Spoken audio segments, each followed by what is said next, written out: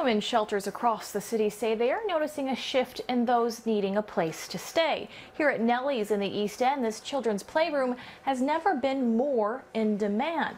More and more women are fleeing abusive situations earlier, putting more stress on shelters like this one to accommodate the little ones.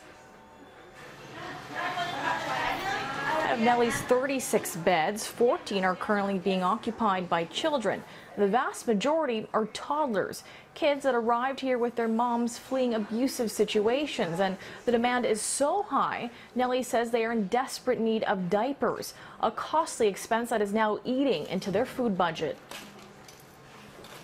The more babies, the more money that we're putting towards buying diapers, baby formula, and baby wipes. So all the help that we can get really helps us stretch our budget a little further. There is no bigger necessity than food and shelter, and we have to provide food 3 meals a day plus snacks and nutritional meals every day. So when our food budget dwindles, it really puts us in a bind.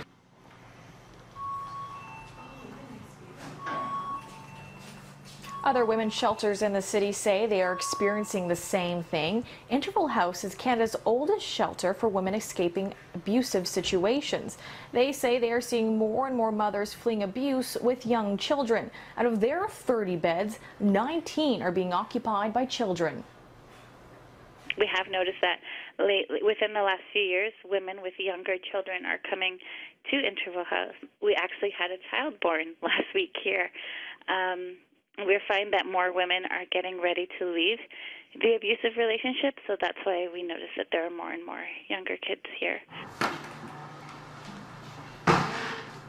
The Ministry of Community and Social Services says across the province, just under 11,000 women and 6,700 children have stayed in violence against women shelters in the last year, and those shelters are currently sitting at 88% capacity. That's up 5% from the year before.